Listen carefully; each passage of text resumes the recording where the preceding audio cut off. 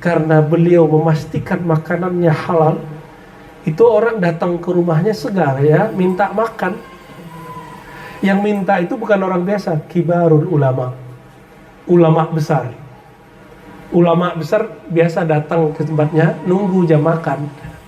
Supaya apa? Dapat berkah dari makannya. Dan itu yang dilakukan oleh Imam Syafi'i waktu makan di rumah Imam Ahmad bin Hanbal. Imam Syafi'i itu makan sedikit. Tapi kalau di rumah Imam Ahmad muridnya, maka dia makan banyak. Apa kata dia? Kalau di sini makanannya halal. Kalau makanan halal, tubuhku, batinku ikut dapat nutrisi. Tidak hanya tubuhnya, tapi juga ya.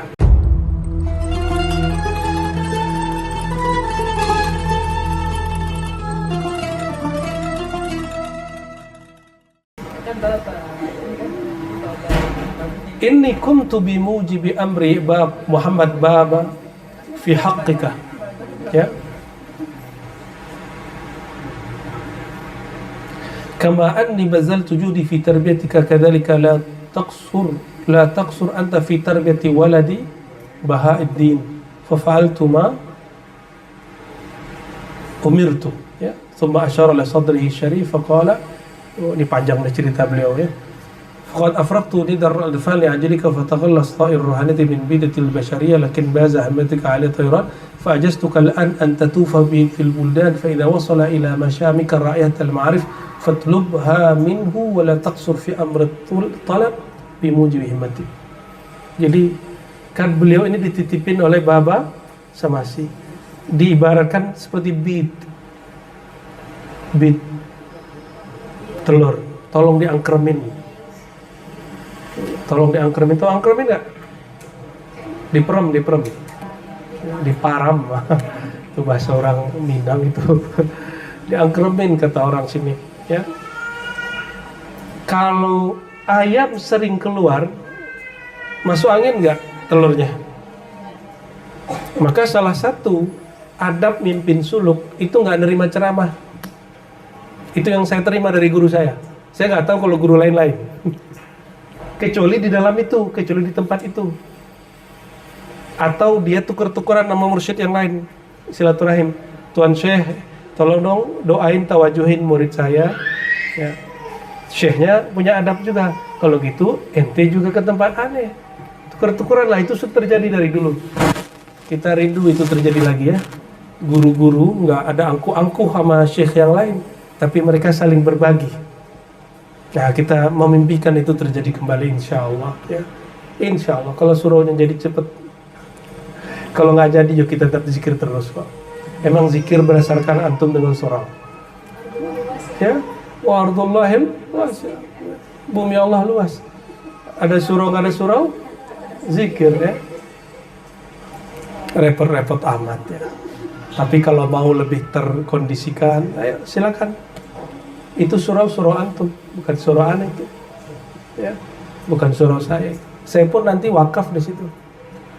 Ya, insya Allah satu rumah saya wakaf nanti di situ. Insya Allah. Sama-sama kita ya.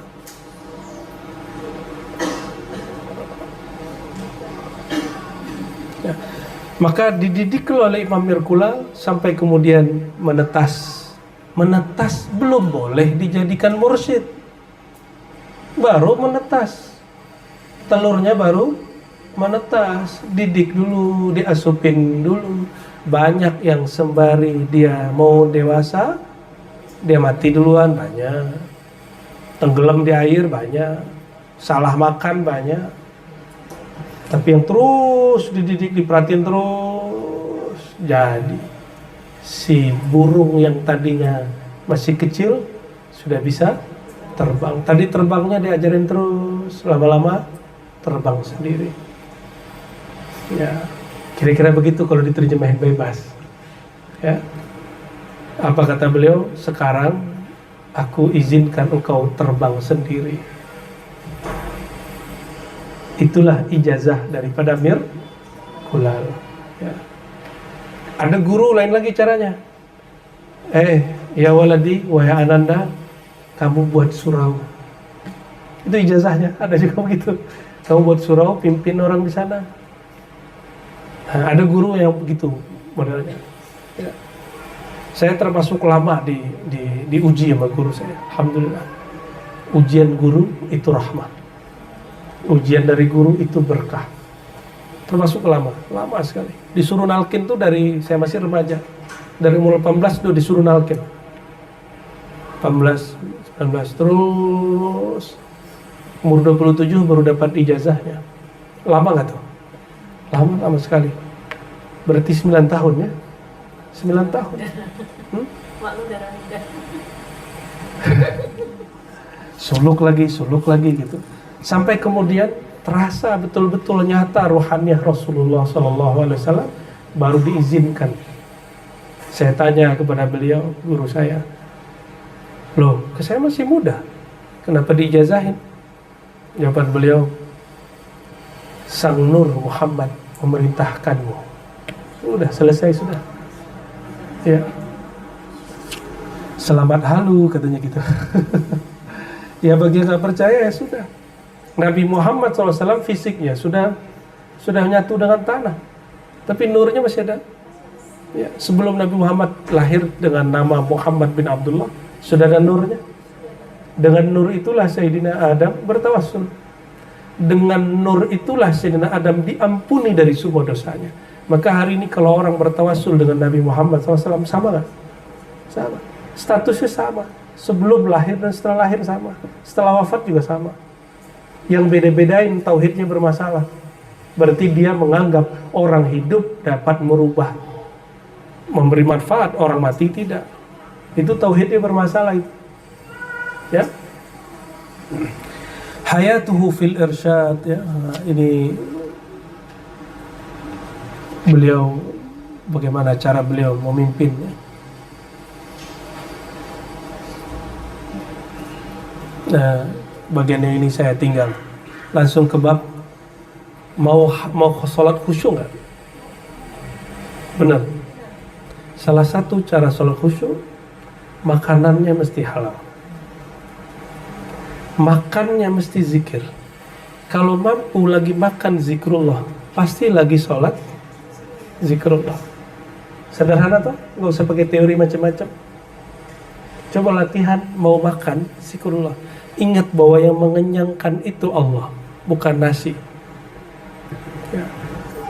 Di sini beliau radhiyallahu ta'ala anhu mengatakan ibadah itu kalau boleh dibagi ada 10 ajza, ada 10 bagian. 9-nya berkaitan dengan halal dan haram. Ya. Idzan tis'atun minha fi talabil halal wa wahidun sairul ibadat. Jadi 9 bagian ibadah itu beririsan berkaitan dengan makanan halal. Makan halal, makanya termasuk apa? Pakai listrik yang halal, ambil air pump itu yang halal. Ya. Harus yang halal. 1 biji zarah nggak boleh masuk yang haram.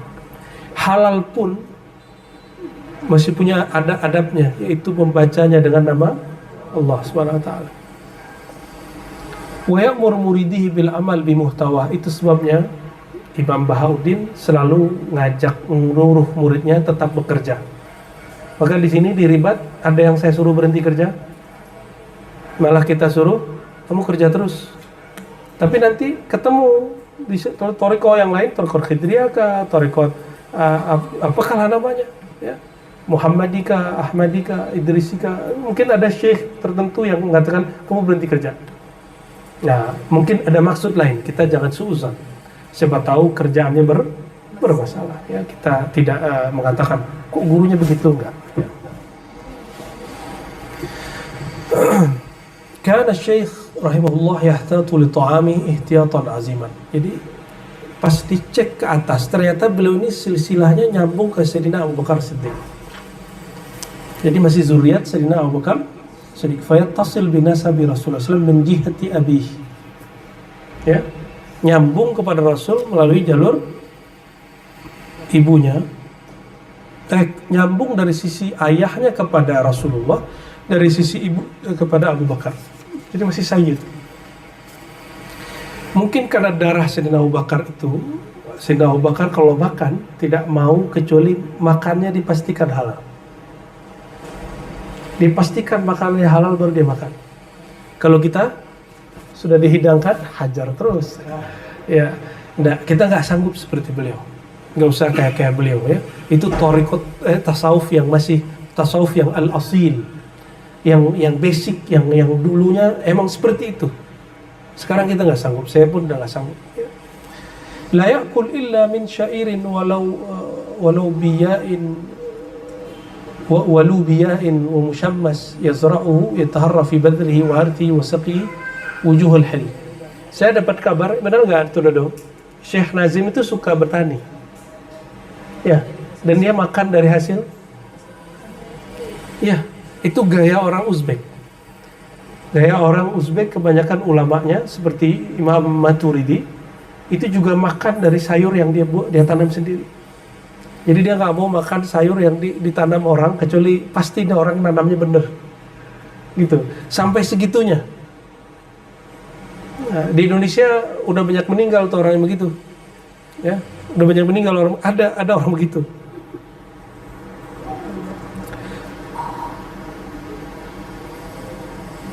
Hatta sarat kibal ulama wal ubad yaqsuduna ziyaratu litabarruk bi ta'amihi. Karena beliau memastikan makanannya halal, itu orang datang ke rumahnya segar ya, minta makan. Yang minta itu bukan orang biasa, kibarul ulama. Ulama besar. Ulama besar biasa datang ke tempatnya nunggu jam makan. Supaya apa? Dapat berkah dari makannya. Dan itu yang dilakukan oleh Imam Syafi'i waktu makan di rumah Imam Ahmad bin Hanbal. Imam Syafi'i itu makan sedikit. Tapi kalau di rumah Imam Ahmad muridnya, maka dia makan banyak. Apa kata dia? Kalau di sini makanannya halal. Kalau makanan halal, tubuhku, batinku ikut dapat nutrisi. Tidak hanya tubuhnya, tapi juga ya. Walam yakun Naqsyaband ya'kul min mawaidil muluk wa la yaqbal hadayahum. Waqad arsalat ilaihi zawjatul Malik Husain thiyaban sana'atha biyadiha falam yaqbalha ma'a israriha. Wa kana anadhab yalbas qamisan min suf wa na'alain wa imamah ratha. Beliau ini nggak pernah makan dari makanannya presiden. Ini bukan untuk ditiru ya. Ini menunjukkan beliau ini hati. Kita kalau sekali saja makan kebaikan dari pemimpin, sulit untuk mengkritisinya.